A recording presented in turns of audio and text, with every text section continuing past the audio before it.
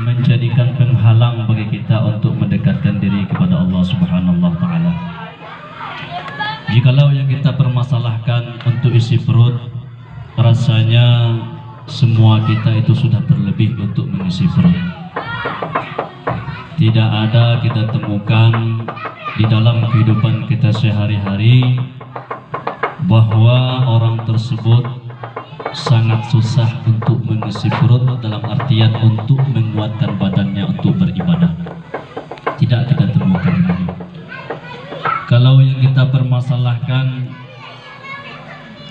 kendaraan yang kita gunakan untuk mencukupi kehidupan kita sehari-hari, rasanya tidak ada lagi orang-orang yang tidak memiliki kendaraan. Semua hal tersebut sudah Allah sediakan, sudah Allah berikan kepada kita semua. Mungkin sebagian orang berkata bahwa semua itu adalah jerih payah yang dia lakukan dalam kehidupan sehari-hari.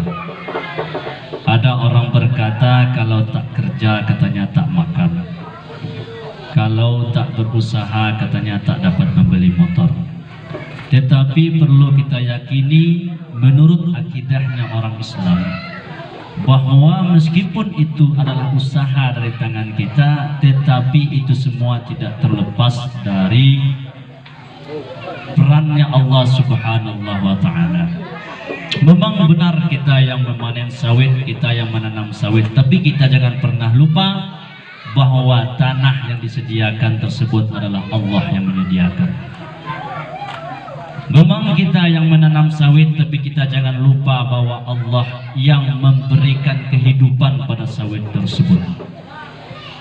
Memang kita yang memupuk sawit, tetapi Allah yang memberikan izin kepada pupuk untuk sawit bisa menyerap zat-zat yang terkandung di dalam pupuk.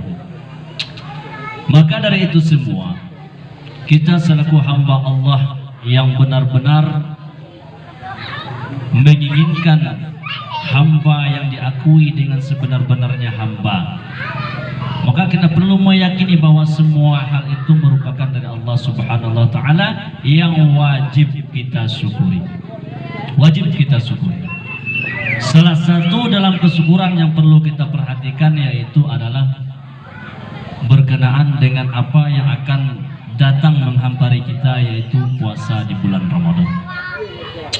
Bulan Ramadan merupakan salah satu bulan yang Allah berikan, yang Allah khususkan kepada umat Nabi Muhammad sallallahu alaihi wasallam.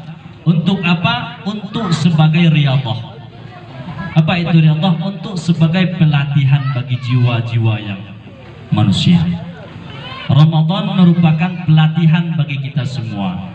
Maka sangat rugi bagi orang-orang yang ketika dia mulai memasuki bulan Ramadan, dia persiapkan dengan semaksimal mungkin dari segi makanan, pakaian, rumah dicat baru, halaman dibersihkan. Tetapi ketika dia lepas dari bulan Ramadan, dia tidak ada bedanya dari yang sebelumnya Ramadan. Maka perlu kita perhatikan bahwa Ramadan adalah merupakan latihan bagi kita semua. Apa sebenarnya yang dilatih dalam bulan Ramadan? Salah satunya yang dilatih oleh bulan Ramadan adalah melatih hawa nafsu. Bahwa setiap manusia itu Allah berikan kepada kita itu hawa nafsu. Wa nafsu wa masawwaha fa'alhamaha fujuraha wa taqwaha. Demi nafsu dan penciptaannya, sesungguhnya telah kami ilhamkan pada nafsu tersebut yaitu dua jalan. Ada jalan fujur dan ada jalan takwa.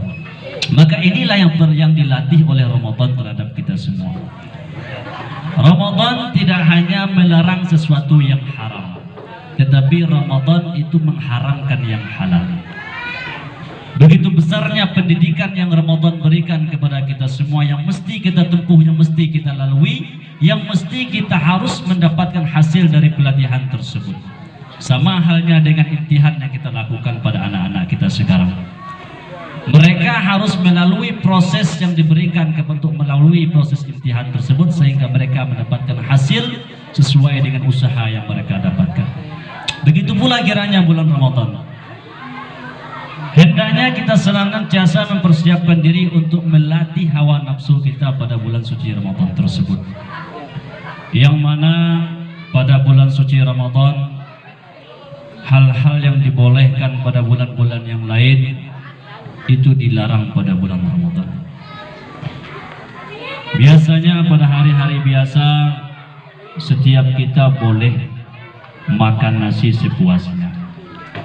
Tetapi pada bulan Ramadan, meskipun nasi tersebut dibeli dengan uang kita, didapat dari hasil jerih payah kerja kita, tetapi yang di bulan Ramadan Allah haramkan kita makan nasi itu di siang hari.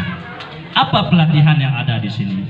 Di sini Allah melatih kepada kita semua untuk mengendalikan hawa nafsu kita terhadap keinginan-keinginan. Melatih hawa nafsu kita terhadap keinginan-keinginan yang ada pada diri kita. Bahwa sesuatu yang halal Allah haramkan. Tetapi kalau orang-orang yang sudah mampu mengendalikan yang halal tersebut dalam bulan Ramadan, hendaknya dia mampu mengendalikan yang haram ketika di luar bulan Ramadan. Maka orang yang terhebat itu bukan orang yang mampu membeli segalanya. Itu kadang-kadang itu pola pikir kita sudah dibalik oleh orang-orang yang di luar agama Islam. Orang-orang yang pemikirannya liberalis, bebas, ataupun orang-orang yang materialistis, itu mereka memberikan pemikiran kepada kita bahwa orang hebat itulah orang yang mampu membeli segala-galanya. Bukan. Tapi orang yang hebat itulah orang yang mampu mengendalikan hawa nafsunya. Apa yang dia pertimbangkan? Manfaat untuk kehidupan di akhirat. Ketika sesuatu tersebut mereka beli, ketika sesuatu tersebut mereka ambil, ketika sesuatu tersebut mereka usahakan untuk mendapatkan, yang dia tanyakan, adakah manfaatnya untuk akhirat saya kelak? Contoh misalnya, berusaha membeli mobil bagus. Apa nama mobil yang bagus sekarang? Apa kira-kira? L300 misalnya. Mobil yang bagus, berupaya susah payah untuk mencari mobil L300, dapat. Adakah kita berpikir, adakah mobil ini bermanfaat untuk akhirat saya kelak? Maka di situ Ramadan melatih kita semua untuk mengendalikan kita terhadap segala keinginan.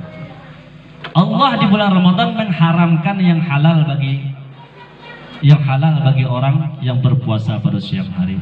Allah mengharamkan yang boleh dilakukan pada bulan-bulan yang lain, tetapi Allah haramkan pada bulan Ramadan. Itu untuk melatih kita agar menjadi orang yang bisa mengendalikan hawa nafsu. Tapi sering kita lihat, kadang-kadang bulan suci Ramadan mereka tahan, tetapi setelah Ramadan mereka jadikan itu pelampiasan. Itu berarti bukan orang yang telah sampai berhasil dalam pelatihan pada bulan Ramadan. Contoh kecil saja kita lihat. Pada saat berbuka di bulan Ramadan, di bulan suci Ramadan itu Rasulullah SAW sunnahkan itu makan sedikit pada saat berbuka. Atau Rasul ajarkan kepada kita itu memakan 3 butir kurma atau yang manis-manis.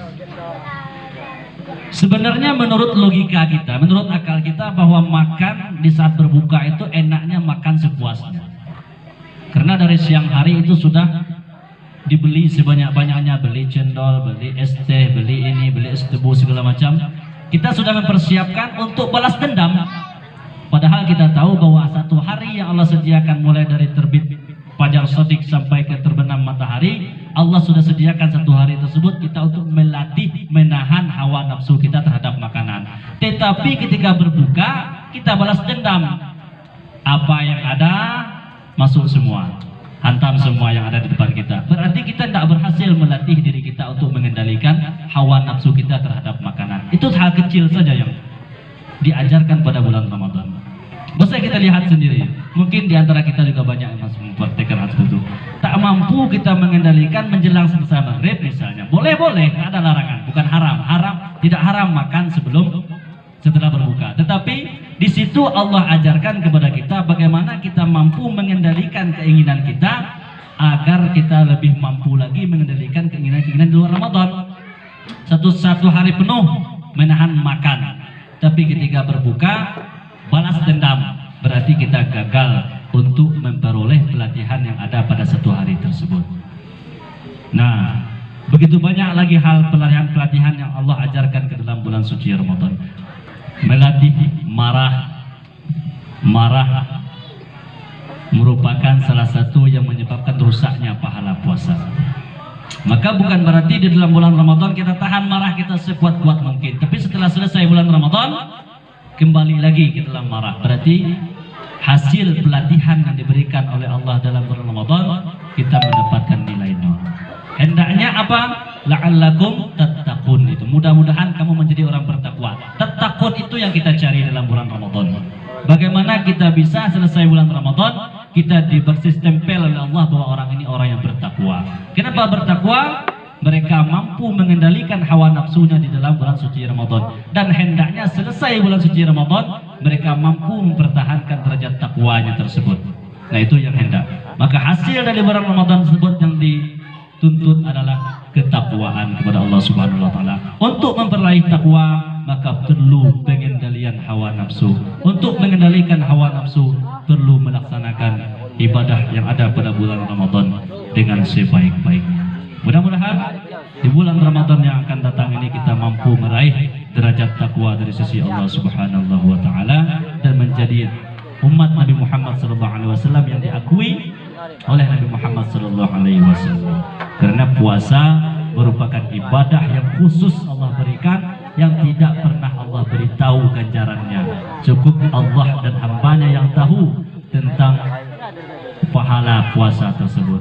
Kata Allah, ibadah yang lain itu untuk umatku, untuk hambaku. Tetapi kalau untuk ibadah puasa itu khusus untukku, kata Allah Subhanahu wa taala. Maka ibadahnya Nabi Daud itu adalah perbanyak puasa.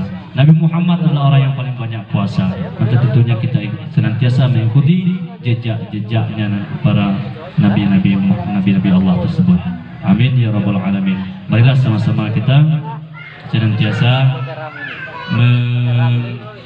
mengupayakan diri kita agar menjadi orang yang bertakwa dengan jalan menempuh pelatihan-pelatihan yang ada pada bulan suci Ramadan. Amin ya rabbal alamin. Ibu bapak hadirin wal hadirat yang dirahmati Allah Subhanahu wa taala.